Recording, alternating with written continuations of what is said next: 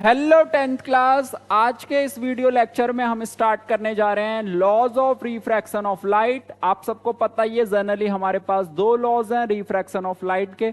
दोनों लॉज को हम बहुत ज्यादा अच्छे से समझेंगे। स्टार्ट करते हैं। अब देखना, पहला लॉ रिफ्लेक्शन ऑफ लाइट की तरह सिमिलर है, उसे समझना। देखो पहला लॉ क्या है आपका। पहला लॉ है कि जैसे फॉर एग्जांपल ये इंसिडेंट रे है, ये इंसिडेंट रे यहां पे हमने ड्रॉ करी नॉर्मल, और लाइट अपने पाथ से हो गई डेविएट। तो ये इंसिडेंट रे, ये रिफ्रैक्टेड और ये नॉर्मल एक ही प्लेन में लाई करती हैं। एक ही प्लेन का मतलब एक ही सरफेस पे ये लाई करेंगी, ठीक है। प्लेन होता है आपका जो 2D, मतलब 2D चीजों को हम प्लेन कह सकते हैं। रेक्टेंगल एक प्लेन है। इवन ये जो स्मार्ट बोर्ड है ये भी क्या है आपका, एक प्लेन है, ठीक है। जैसे मान लो ये इंसिडेंट रे है, यहाँ पे नीचे पानी मान लो, तो ये डेविएट हो गई ऐसे, और बीच में आपने नॉर्मल। तो ये एक ही जगह पे क्या है, सारी की सारी चीजें लाई करती। तो पहला वाला बहुत सिंपल था। दूसरे वाले में बहुत सारे बच्चों को दिक्कत आती है, समझने की कोशिश करते हैं। जैसे फॉर एग्जांपल ये आई है, ये है आर। तो आपको क्लियरली दिख रहा है यहाँ पे आई और आर इक्वल नहीं है। और आपने जनरली सेकंड जो लॉ है वो पढ़ा भी होगा स्कूल में। सेकंड लॉ को हम कहते हैं generally Snell's law. Second law को हम क्या कहते हैं, स्नेल्स लॉ कहते हैं। और स्नेल्स लॉ क्या होता है, साइन आई अपॉन में साइन आर इक्वल टू होता है किसके, कांस्टेंट के। ये चीज आपने पढ़ी होगी।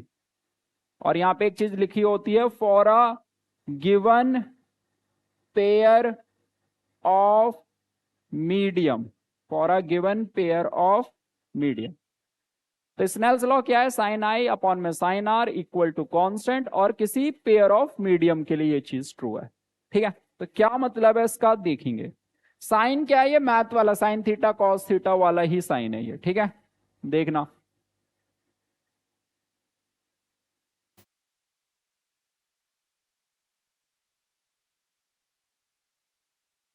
यहां पे करते हैं, आप समझते हैं। मैं तुम्हें सिचुएशन दूंगा, अगर जैसे मान लो ये पहली सिचुएशन है, ये है आपकी दूसरी सिचुएशन, ये है आपकी तीसरी सिचुएशन, ठीक है। और पेयर फिक्स है, मतलब यहाँ पे एयर है, वाटर, यहाँ पे भी एयर है, वाटर, यहाँ पे भी एयर है और वाटर, ठीक है। समझना, मैं कहूँ यहाँ पे मैंने लाइट फॉल करवाई, एंड यहाँ पे मैंने लाइट फॉल करवाई 30 डिग्री पे, ठीक है। तो लाइट मुड़ेगी, सिंपल सी बात है। और यहाँ पे मुझे एंगल मिला 15 डिग्री। याद करना, यहाँ पे 30 है, यहाँ पे 15 है। अब यहां पे मैंने लाइट थोड़े ज्यादा एंगल पे गिराया, मान लो यहां पे मैंने लाइट गिराई मान लो 45 डिग्री पे। तो मुझे बताओ किस किस को लग रहा है कि जो लाइट यहाँ पे जो रिफ्रैक्शन वाला एंगल बनेगा वो 15 डिग्री से ज्यादा बनेगा।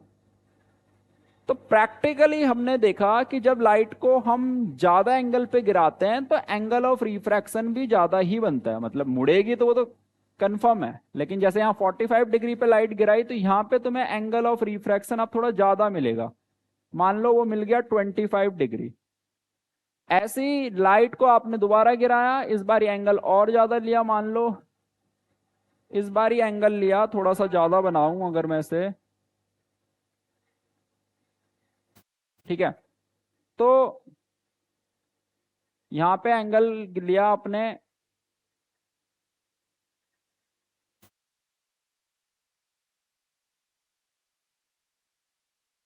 यहाँ पे लाइट रे गिराई आपने कितने एंगल पे, 60 डिग्री एंगल पे। तो यहाँ पे एंगल ऑफ रिफ्रैक्शन और ज्यादा बना, और यहाँ पे बना मान लो 35 degree.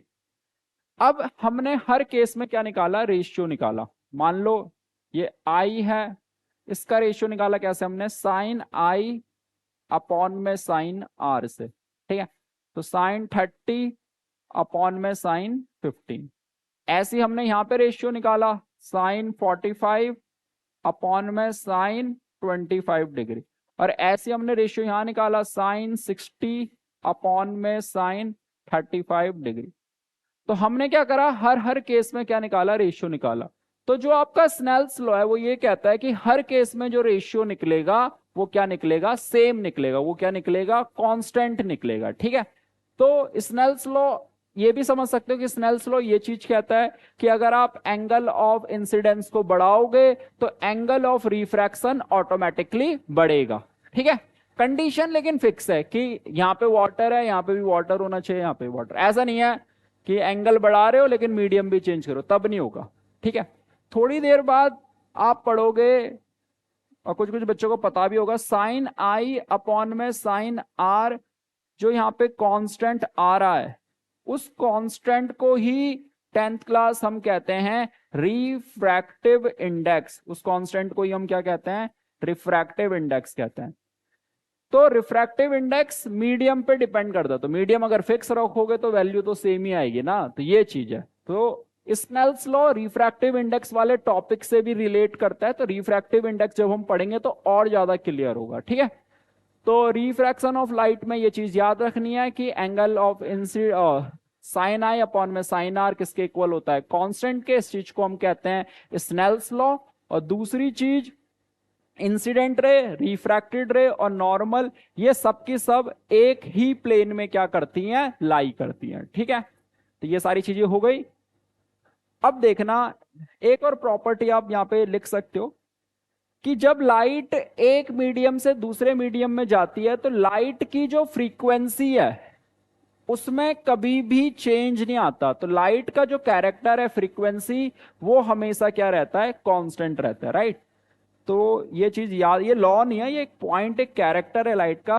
When light travels from one medium to, when light travels from one medium to another, from one medium to another medium, then frequency of light, then frequency of light does not change। ठीक है, आप सब मुझे comment करके बताना कि light की frequency में चेंज क्यों नहीं आता जब लाइट एक मीडियम से दूसरे मीडियम में जाती है। ठीक है, ओके बाय।